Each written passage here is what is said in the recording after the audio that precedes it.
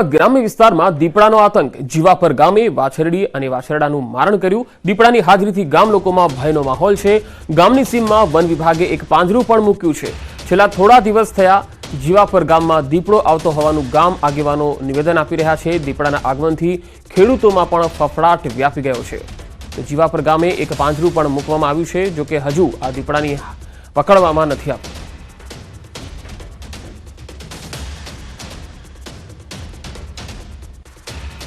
રાજકોટ પંથકમાં ફરી એક વખત દીપડાની દહેશત જોવા મળી રહી છે। ખાસ કરીને રાજકોટના હીરાસર એરપોર્ટથી માત્ર 3 કિલોમીટર દૂર આવેલા જીવાપર ગામે દીપડાએ મારણ કર્યું છે। જે પશુનું મારણ કર્યું હતું તે ખેડૂત પણ આપણી સાથે છે। શું કહેશો? અને મારણ કર્યું? હા, અમારે અહીંયા મારણ કર્યું હતું, એમાં 2 મારણ કરી નાખ્યા છે। એક વાસળી 1.5 વર્ષની હતી અને 2 વર્ષનો વાસળો હતો। દી હાથમી ગયો એટલે દીપડો આવી ગયો હતો, એટલે અમે જમવા ગયા સાંજે વારું કરીને આવ્યા તા દીપડાએ મારણ કરી નાખ્યું હતું, ખાતો હતો। પછી અમે મોટરસાઇકલ લઈને આવ્યા એટલે ઢકના મોટા ગરજામાં હતો એટલે દીપડો ભાગી ગયો અમને જોઈ। પછી જાહેર પાડોશીને અમારા કાકા નથી એમાં ગરી ગયો। દીપડો 2-4 મારણ કરી નાખ્યા છે અને નુકસાન બહુ કરે છે। ગામમાં બીક છે, બૈરાઓ વાડીઓમાં આવતા નથી।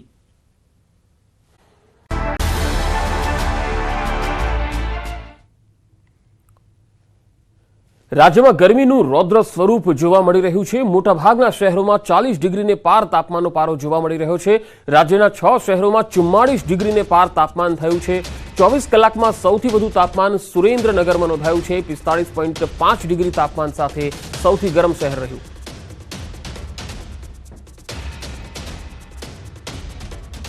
વધુ માહિતી મેળવીશું, સંવાદદાતા વિભુ પટેલ મારી સાથે જોડાયા છે। વિભુ, જે રીતે છેલ્લા 3-4 દિવસથી ગરમીનો પારો લગાતાર આગળ વધી રહ્યો છે અને 45 ડિગ્રી સુધી આવી ગયો છે, શું કારણ છે કે આ વખતે ગરમીનું પ્રમાણ ખૂબ વધારે દેખાઈ રહ્યું છે ગુજરાતમાં?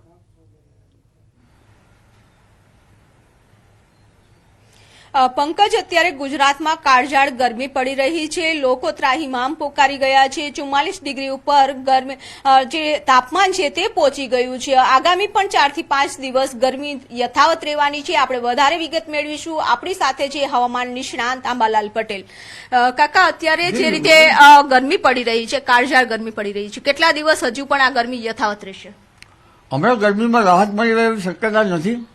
હજુ ગંગા જમનાના મેદાનો તપ્યું છે અને ગંગા જમના મેદાનોમાં તો મહત્તમ તાપમાન 48 ડિગ્રી સેલ્સિયસ જેવું થવાની શક્યતા રહેશે। રાજસ્થાનના ભાગમાં 49 ડિગ્રી સેલ્સિયસ જેવું મહત્તમ ઉષ્ણતામાન થવાની શક્યતા રહેશે। હજુ મધ્ય ગુજરાતના ભાગમાં 45 ડિગ્રી સેલ્સિયસ જેવું મહત્તમ ઉષ્ણતામાન થવાની શક્યતા રહેશે। પછી કોઈ ભાગમાં 47 સેલ્સિયસ જેવું થઈ જશે અને લગભગ ઉત્તર ગુજરાતના મહેસાણા વગેરે ભાગોમાં 43 ડિગ્રી સેલ્સિયસ જેવું રહેવાની શક્યતા રહેશે। બનાસકાંઠા પાલનપુરના ભાગમાં પણ ગરમી રહેશે। હારી, સમી વગેરે ભાગમાં ગરમી રહેશે। ઊંઝા, સિદ્ધપુર અને વિસનગરના ભાગોમાં પણ ગરમી રહેવાની શક્યતા રહેશે। તેમજ ખાસ કરીને ગરમી જે વધારે જે છે એ ઉત્તર સૌરાષ્ટ્રના ભાગોમાં રહેવાની શક્યતા રહેશે। સુરેન્દ્રનગર, ધાંગધ્રા, હળવદ આ ભાગોમાં પણ વધારે ગરમી રહેશે। જૂનાગઢના ભાગમાં પણ ગરમી વધારે રહેવાની શક્યતા રહેશે।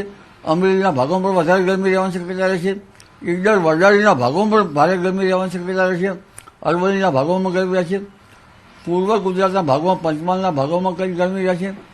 એટલે ગરમીમાંથી તમને રાહત મળે એવી શક્યતા નથી। પણ આ ગરમી આટલી બધી પડવાનું કારણ શું અને કેટલા દિવસ હજુ યથાવત રહેશે તાપમાન? ગરમી પડવાનું કંઈક કારણ ગણી શકાય છે કે પશ્ચિમ હિન્દ મહાસાગર વધારે ગરમ છે અને કંઈક અંશે અલ નીનોની અસર ગણી શકાય।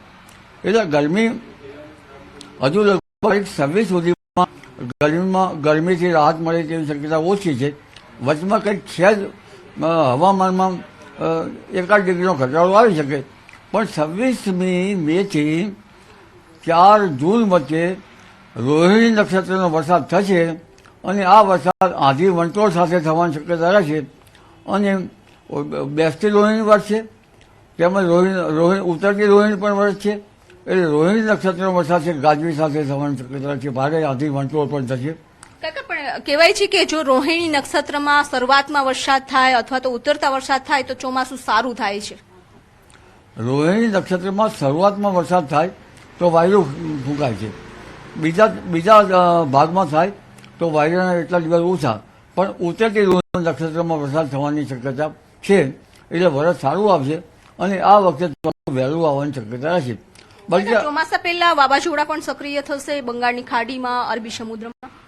વાવાઝોડા અંગે જોઈએ તો તારીખ 24 મે સુધીમાં આંદામાન નિકોબાર ટાપુ પર ચોમાસું બેસી જવાની શક્યતા રહેશે અને આ ચોમાસાની ગતિવિધિના કારણે બંગાળનો જે ઉપસાગર છે ભારે વલોવા છે, ભારે વાવાઝોડું થશે.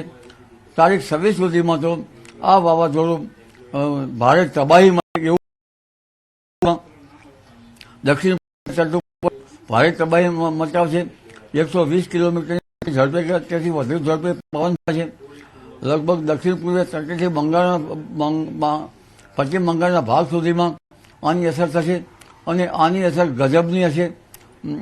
લગભગ દક્ષિણ પૂર્વીય તટો ઉપર તો પૂર આવે તેવી સ્થિતિની શક્યતા છે, પરંતુ આ સ્થિતિના કારણે જે બંગાળના ઉપસાગરનો ભેજ અને અરબ સાગરનો ભેજ મર્જ થશે અને ભેજ મર્જ થતાં એકબીજા વાયુ અથડાવાથી પ્રી મોન્સૂન એક્ટિવિટી વખતે ગાજવીજ સાથે વરસાદ થવાની શક્યતા રહે છે અને આ ગાજવીજ જે છે એ રોહિણી નક્ષત્રમાં પણ થશે અને આ જે છે એ પ્રી મોન્સૂન એક્ટિવિટીના ભાગરૂપે થશે.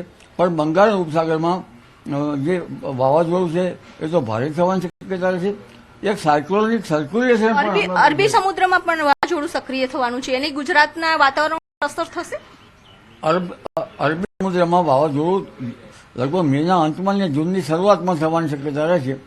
આ વાવાઝોડાની અસરો જે છે એ અસર તો ભારે કરશે, પરંતુ ત્યાંની થોડીક હજુ વાર છે આ વાવાઝોડાની. એટલે તે પૂર્વે બંગાળનો ઉપસાગર અને અરબ સાગરનો ભેજ મર્જ થશે અને જે રોહિણી નક્ષત્રમાં છે ભારે ગાજવીજ સાથે વરસાદ થશે. અને ગુજરાતના કયા કયા વિસ્તારોમાં વરસાદ થશે? લગભગ ગુજરાતના મહદ ભાગોમાં વરસાદ થવાની શક્યતા રહેશે, જેમાં ઉત્તર ગુજરાતના ભાગો, મધ્ય ગુજરાતના ભાગો, વડોદરાના ભાગો, આ ભાગોમાં લગભગ પ્રી મોન્સૂન એક્ટિવિટીનો ભારે વરસાદ થશે.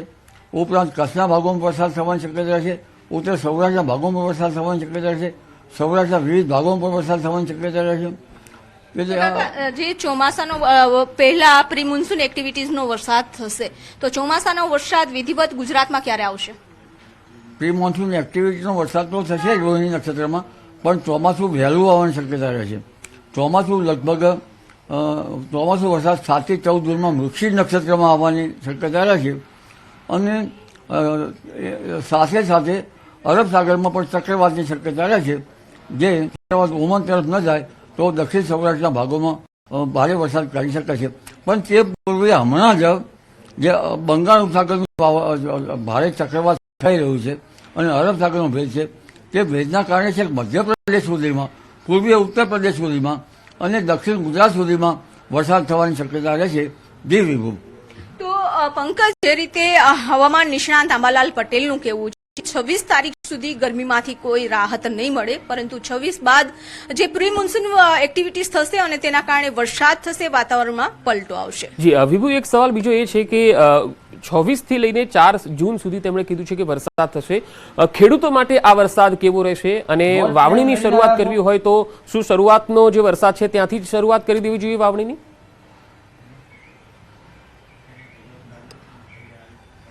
જી પંકજ, આપણે કાકાને સીધો સવાલ કરીશું. કાકા, જે રીતે અત્યારે પ્રી મોન્સૂન એક્ટિવિટીઝનો વરસાદ થશે તેમાં વાવણી કરવી જોઈએ કે પછી ચોમાસાનો નિયમિત વરસાદ આવે તેની રાહ જોવી જોઈએ? રોહિણી નક્ષત્રમાં ઘણી વખત વાવણી થતી હોય છે, પણ આ વાવણા જે છે એ પવન ફૂંકાતો હોય છે એટલે ભેજ ઉડી જતો હોય છે. એટલે આ વાવણી જે છે એ લગભગ પિયતની સગવડ હોય તો કરવી સારી રહે. અને આ વખતે એટલો બધો પવન ફૂંકાશે કે કાચા મકાનના સાપડા ઉડી જાય અને જે બાગાયતી પાકો છે આવા કેરી વગેરે ઉપર પણ તેની અસર થવાની શક્યતા રહેશે. એટલે વધારે પવન અને ગરમી, જેના કારણે ભેજ છે એ ટૂંક સમયમાં જ ઉડી જવાની શક્યતા રહેશે. એટલે બીજા 2 પીએચ વચ્ચેનો ગાળો ચૂકવવો પડશે અને પીએચની સગવડ હોય ત્યાં જ વાવણી કરવી સારી રહે. કારણ કે મૃગશીર નક્ષત્રમાં જે વરસાદ થશે એ વરસાદ પાક જે કૃષિ પાકો માટે સારો ગણાતો નથી. જી. તો પંકજ કહેવાનું છે કે આંબાલાલ પટેલે કહ્યું છે કે જો અત્યારે વરસાદ થશે એટલે કે રોહિણી નક્ષત્રમાં 26 તારીખની આસપાસ ત્યારે જો કોઈ વાવણી કરતું હોય તો તેને સિંચાઈની સગવડ હોય તો જ વાવણી કરવી જોઈએ, કારણ કે પ્રી મોન્સૂન એનો જે વરસાદ આવશે અને ત્યારબાદ નિયમિત વરસાદ વચ્ચે જે ગાળો રહેતો હોય છે તો એ ગાળામાં ફરી કૃષિ પાકને પાણીની જરૂર હોય તો એ પાણી મળી શકે એમ હોય તો જ લોકોએ વહેલી વાવણી કરવી જોઈએ. જી વિભુ, આભાર સમગ્ર માહિતી આપવા માટે. તો અંબાલાલ પટેલે કહ્યું છે કે 26 થી 4 જૂન વચ્ચે જે પ્રી મોન્સૂન એક્ટિવિટી જોવા તો મળશે જ, વરસાદ પણ આવશે અને ચોમાસું પણ જે છે એ આંદામાન નિકોબારમાં 24 તારીખની આસપાસ બેસી જશે અને વાવણી લાયક જે વરસાદની વાત છે તો એના માટે થોડી રાહ ચોક્કસ જોવી પડશે, કારણ કે આ જે છે પ્રી મોન્સૂન એક્ટિવિટીના ભાગરૂપે વરસાદ થશે. ગરમીનો પારો ઉચકાતા રોગચાળો પણ વકર્યો છે. મહીસાગરમાં દર્દીઓથી ઉભરાઈ હોસ્પિટલો. આકાશમાંથી વરસાદ વરસ્યા બાદ હવે આકાશમાંથી અગનગોળા વરસવાનું શરૂ થયું. વરસાદના વિરામ બાદ ભીષણ ગરમી શરૂ થતાં જ રોગચાળાએ પણ માથું ઊંચક્યું. મહીસાગરના લુણાવાડાની હોસ્પિટલના આ દ્રશ્યો જોઈને જ અંદાજ લગાવી શકાશે કે બીમારીનું પ્રમાણ કેટલી હદે વધી ગયું છે.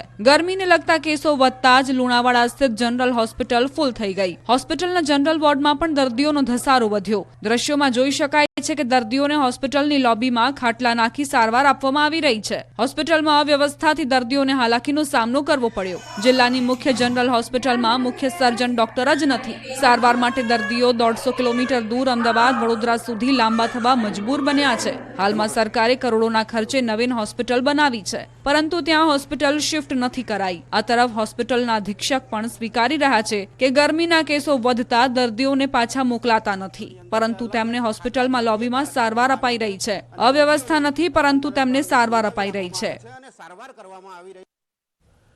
અમદાવાદીઓ ગરમી ભગાડવા માટે ઠંડા પીણા ખાતા પહેલા સાવધાન રહેજો. ઠંડી વસ્તુની મજા બની શકે સજા.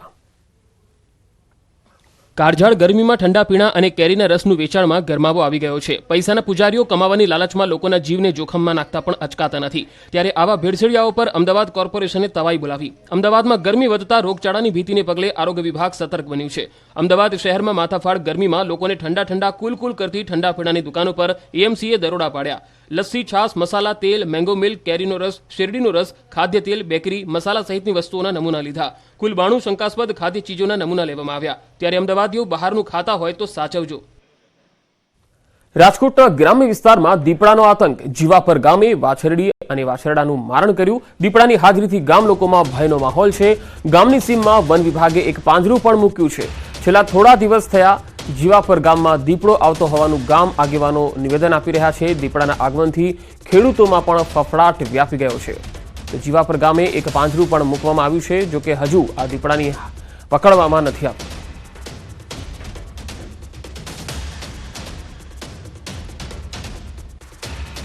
રાજકોટ પંથકમાં ફરી એક વખત દીપડાની દહેશત જોવા મળી રહી છે. ખાસ કરીને રાજકોટના હીરાસર એરપોર્ટથી માત્ર 3 કિલોમીટર દૂર આવેલા જીવાપર ગામે દીપડાએ મારણ કર્યું છે.